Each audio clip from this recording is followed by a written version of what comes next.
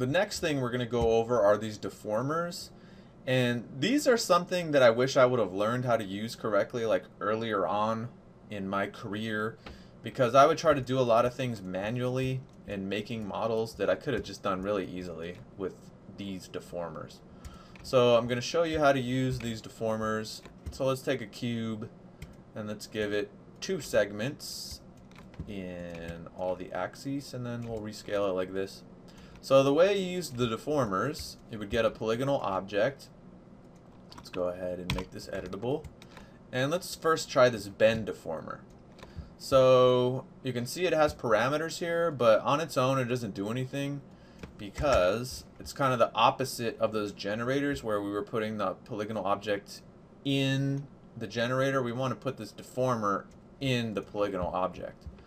So now when we adjust it, we see that it's deforming our object. And in this version of Cinema 4D, if you're using version 15 or newer, it has this cool little button that's fit to parent, so it makes the deformer fit the object perfectly. So when you do stuff like this, it really helps you control the deformation. So you can go in here and tweak with these settings, and these are pretty much, you know, what you see is what you get with these deformers. And I'm gonna disable that one and just flip through some of them. But like these objects here, like this bulge and this bend, this is something where if you tried to model something like this, it might take you some time to kind of get it to look like this, right? If it was a more so this might take you some time to make if it was a more complex model to do something like this bulge, but as you can see, you can do it really quickly. And the one that you probably will find yourself using if you need something like this that's really flexible is the twist object. So you can get some real cool looking twisted up things, like we're trying to do a rope or a bottom of a screw or something like that, is by using this twist deformer. And you can animate all these things too. You see a little dot next to them. So these deformers can be used for modeling and for animation. And again, if you want to have this object stay this way and be able to manipulate its geometry and model it more, then the way you would do that, you can't make it editable because it's already editable. You would use the function by right-clicking the polygonal object and going current state to object. So when you do that, it's going to make a new object. So let's go ahead and hold Alt and double-click our little stoplights and make that one invisible. So now we have this new polygonal object that is deformed, but now we can edit it and do what we want. So that's a little hint or tip so that you know how to do that. And so go through all these different deformers and explore them. The built-in help is really good about these two. Let's just flip through a couple of the more common ones. The ones that I think are really common that you would probably use a lot. Squash and stretch is a nice little shortcut to doing some stuff here. So you have your squash and stretch settings, which when you start doing animation, you'll learn about squash and stretch. So I think they made this tool to help you do that. But yeah, and the thing about these is these tools are non-destructive. So if we turn off the deformer by unchecking this, you'll see that it doesn't do anything to the geometry. It only happens when you have the deformer activated. So you can go through here and try all these different ones. Some of these are good for certain effects, like this little melt effect you can put in here, and then you adjust the strength and makes it look like something's melting. And then you usually want to put this towards the bottom of the object to make it look right. But this is useful in some situations. You want to make something melt really quick, look like it's melting, cheap and easy. It's not like a physically accurate simulation, but might be good enough for what you want. So you can flip through here. You can get some interesting effects with these explosion deformers.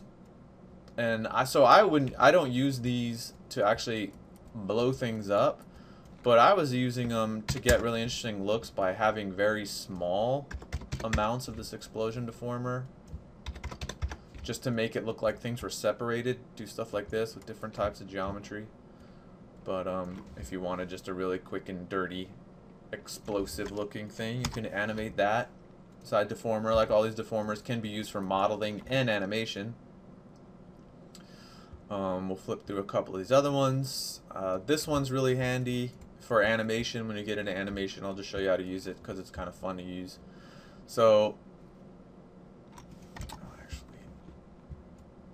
I'll go over this jiggle deformer when we go into the animation because that's kind of a fun one to use. Let's flip through this spherify. Does what you think. Does what you think. It spherifies things. So these deformers are really powerful, especially because you can use them in combination. So you can use multiple deformers. So let's throw a, how about a, oh, let's do a spherify again. Like we can do a spherify and a twist together. And let's fit its parent. So when you start combining these and the fact that you can animate them, you can do some really cool stuff. So let's turn those off. Like one, this is a really good one to use if you just want to make things move like in a really weird way. You can get this displacer deformer and drop this in, and nothing happens when you do it. So a really quick way to get some stuff moving would be to click on the shading tab, then go into the shader, and then go down to noise, and then now oh, if you press play, nothing happens. We have to go into the noise. I know this is new for you. We're going into a shader, but ignore all this stuff and just go to the animation speed and make it 2. So now, as you can see, we have this kind of weird movement going on. If we go into the object tab, we can change the height, and then now you see we have this trippy stuff going on with our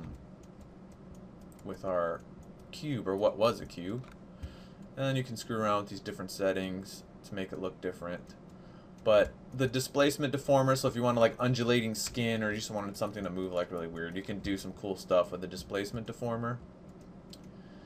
And you can just go into the help. You want to read more about the displacement deformer. It'll tell you everything you wanted to know about it, how it works, and all that stuff. But as we go into the animation stuff later, I'll show you some little tricks and some ways that I use them to do some interesting things. And so this is also a real useful one to make stuff move to, as a formula deformer. So it has animation kind of built into it. You can go into the effect and change the way it's moving. It kind of looks like a flag, or this is good if you want to do some cheap water or stuff like that. But it can be combined with other ones, and I'll show you a little trick later on how you can actually control these deformers later on in this video tutorial series, because as you can see right now it's affecting everything. But you know, what if you just wanted to affect one part of it, not the whole thing? I'll show you how to do that a little later. And this one was pretty much made especially for flags, which is the wind deformer, and it will make things flap. Let's go and adjust this deformer setting. Here has amplitude, size. You just have to get it lined up right in the right place, and actually has a flag setting too to make it look like a flag. Though a cube isn't exactly a flag, so then you can rotate these and adjust them to get the look that you want. And like all the deformers, you can combine it. You can control it too, which I'll show you at the end of this. And some of these are specialized one, like the smoothing deformer. It fixes your model, it smooths it, so it's going to make this one smaller. But this would be if you had some kind of geometry and object that was all rough and looked all jacked up, or you had some kind of errors in it, you could try dropping the smoothing deformer on it and adjusting this stuff to smooth it out. And they also have a correction deformer, which kind of does the same thing and helps you fix things up, correct them.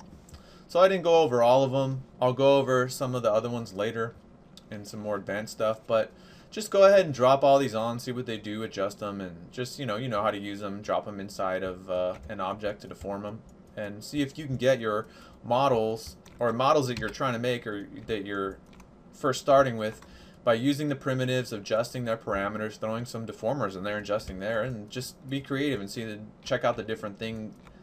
So just be creative and check out the different things you can make combining those two things.